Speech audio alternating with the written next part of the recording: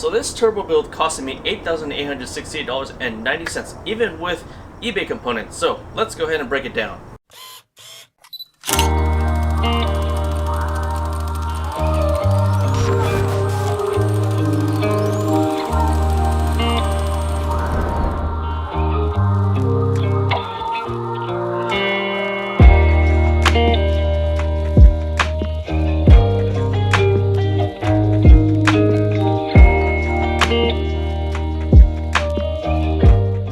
What is up YouTube, NewsCrawler here. If you're new to the channel, welcome. I do videos on my E46. Most recently I documented my entire turbo build with the car. Now just as a refresher, this turbo setup is not a kit. I pieced it together myself using components like a max speeding rods eBay GT3076, a max speeding rods turbo manifold, a PMAS HPX MAF, and some Porsche GT2 injectors. This setup should be good for north of 300 wheel horsepower, or if you go to a bigger GT35, you could probably push for the 400 plus range. I'm running low boost at 7 psi just to keep reliability in check, and really I don't need that much power, so there's that. Now typically for a turbo build like this, it is not uncommon to go over budgets on what you originally predicted that you would spend on this build. On top of that, many of the costs that are portrayed for these kinds of builds are very misleading. I myself am very adamant about keeping track of the cost that is put into this car, and this turbo build is no exception. I like to be very meticulous about keeping track of every single dime that is spent on this car. Now when I say I am meticulous about keeping track of my build cost, I really mean that. I've kept a running log on a Google Sheets for every single thing that I buy for this car, including the stuff that I don't even use anymore. I know exactly the cost of all the components that are on this car right now, as well as the cost of the parts that I'm currently not using and have not resold. I mean, seriously, like, I have fasteners, sealant, old parts, hardware, all that stuff. I also have pretty much anything that I could possibly hyperlinked. So theoretically, other than the labor, this build could be replicated exactly how you see it right here. And lucky for you, I have made this sheet available for you so you can look at it. It is in the description below, so feel free to open it up so that you can follow along. Again, everything is pretty much hyperlinked. They are affiliate links, so that you can see exactly what parts I used. So let's get right into the video. So I had the sheet broken down into 8 categories: engine and drivetrain, maintenance and refresh, turbo exhaust side, turbo intake side, turbo oil feed and return, fuel, electronics, and cooling.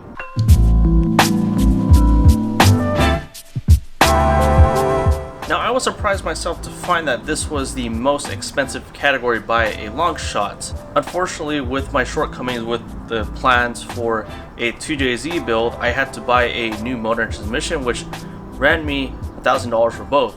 Even then, that's still $2,800 worth of engine and driveline parts. The most notable is going to be the engine and transmission, as well as the clutch and flywheel. The clutch and flywheel alone costed me $1,200. I also did the GSR modified oil pump, which is something around $400. That said, considering that the motor and drivetrain were already out of the car, I wouldn't cheap out on something like a clutch and flywheel. Likewise, I probably wouldn't cheap out on something like an oil pump nut, considering how many failures there have been for these motors. As for the rest of the cost, this includes the modified motor mount, as well as all the bushings for the motor and the transmission, the M50 manifold swap, an oil pan baffle, catch can setup, and a couple of other things.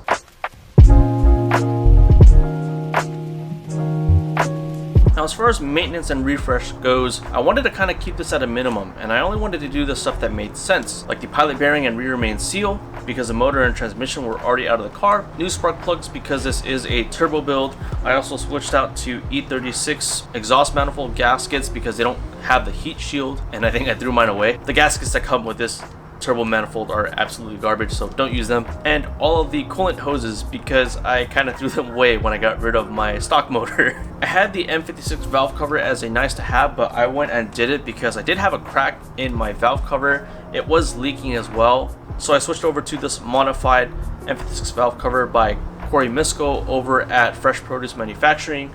It allows me to run a nicer catch can setup than what I originally had, and I get to use the nice rubber reusable gaskets that are used on the M56 valve cover, which I guess I messed up because they're still leaking, but I can address that. Notice that I have a front main seal, ATI damper, and Vanos rebuild as a nice to have, and I mainly did it that way because that kind of stuff I can address in the car. Like I said, I wanted to do the stuff that really made sense and will probably be a pain to do on the car. Like, I'm not gonna do a rear main seal while the motor's in the car. That would suck.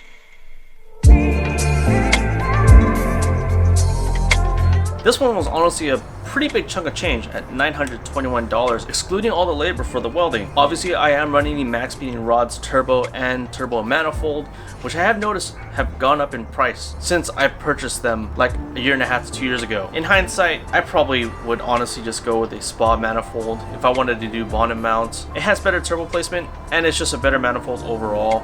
You don't have to deck the mating surfaces like I had to do with this manifold. Well, I didn't really have to, but I didn't feel comfortable running it without doing that. Now the two of those combined cost me around $250. I expect to pay a little bit more nowadays. Now as far as the wastegate goes, I'm running a 44mm tile wastegate. I definitely would not cheap out on a wastegate. The last thing you want to have happen is for your wastegate to stay shut because it's a cheap wastegate and you end up overboosting and blowing your motor. That's a big no-no. And literally the rest of it is materials. Exhaust piping, wastegate piping, flanges, V-bands, exhaust hangers, etc, etc. Now keep in mind, all this labor was done by my brother at my house, so if you don't have access to welding, you may be spending quite a bit there for labor.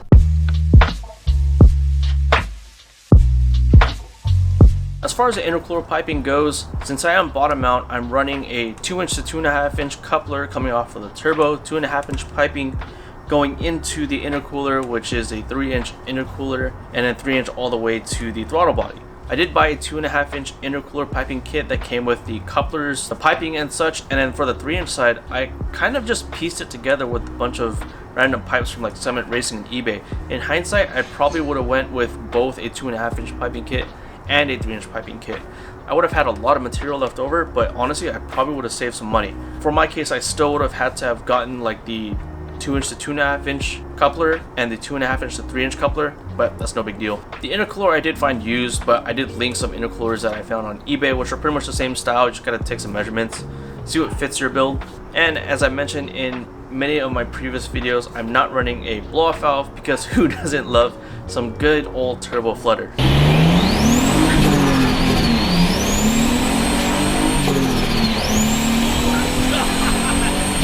Other than that, not much else to say for this portion of it.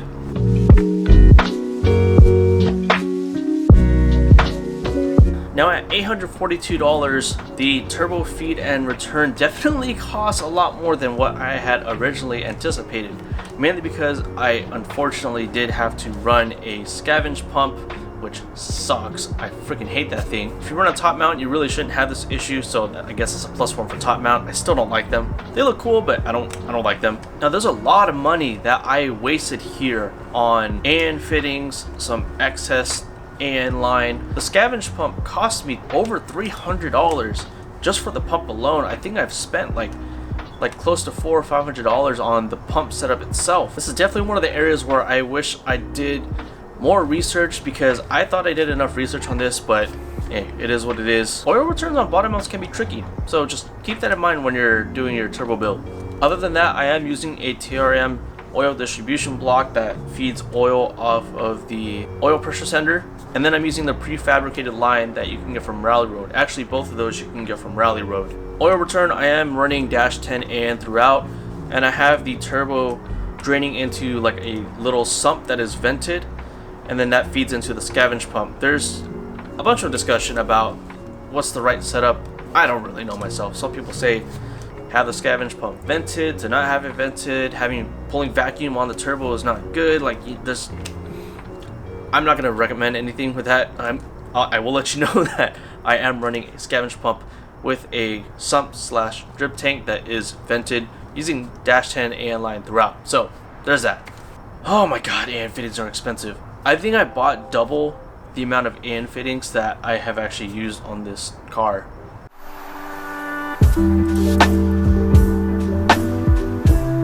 Now as far as fuel goes, you definitely don't want to cheap out on this. My setup is pretty simple. I'm running a AEM 340 liter per hour pump. I am running a stock fuel pressure regulator slash filter. Apparently this works pretty well, and I think I saw on the Facebook group that someone was running somewhere around 600 horsepower on a stock fuel pressure regulator, so they're more than capable. They don't work off constant pressure. They are, I don't know how you would describe it, they're variable pressure. They work. So I'm running a stock fuel pressure regulator, and then as I mentioned, I'm running the Bosch GT2 injectors. Don't cheap out on fuel, guys. That's the last thing that you want. You don't want to cheap out on fuel, your tune, wastegate, and your MAF, but this section is not for that. AM 340 liter per hour, Bosch GT2 injectors, stock fuel pressure regulator. That's about it. Pretty simple, right? One thing to note, this isn't necessarily fuel related, kind of sort of 50-50. I am running some injector spacers from Seems Legit Garage. I had I don't know why I didn't catch sooner, but I definitely had a vacuum leak coming from the injectors because it wasn't spaced out enough. So the O-ring of the injector was sitting lower than the kind of the ID on the M50 manifold. So keep that in mind. If you're going to run the GT2 injectors, get those spacers so that you don't have the same problem that I did. I've definitely wasted quite a bit of time dealing with that.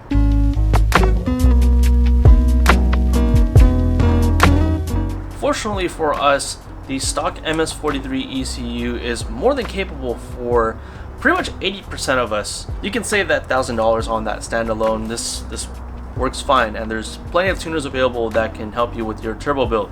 When I was going to run my 2JZ, I was definitely all for standalones, but I mean, I've never dealt with an ECU that's capable of supporting a turbo build. So props to the stock MS43. It's definitely helped me save quite a bit of money. I am running a PMAS HPX MAF. You definitely don't want to cheap out on MAF. People ask all the time if they can use stock MAF. Don't be that person. Just use the right MAF. The last thing you want to have happen is for the amount of air measured going into your engine to be off. So don't do it. Don't cheap out on the MAF. Get the right MAF. Same thing with gauges. I am running a AEM wideband and AEM boost gauge. Don't cheap out on gauges. You're literally using that to read the state of your motor. Don't do it. Just don't cheap out on that stuff. Come on. Now, as you can see in my Google Sheet, I do plan to run stuff like a coolant temp sensor and oil pressure sensor, oil temp sensor, as well as gauges for all of those. But for the sake of getting this thing running, I skipped out on those for now. I believe you can log oil temp in Tuner Pro. I don't remember, but I'm leaving that for now. I mean, I do have a massive oil cooler, so I'm comfortable running it like that for now.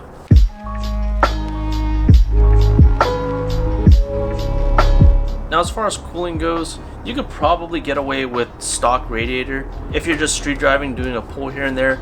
If you're doing anything outside of that, like some spirited driving in the canyon, track driving, drifting, that kind of stuff, definitely upgrade your cooling. You probably want to go to a better radiator. A lot of people recommend CSF. I'm personally running Mishimoto.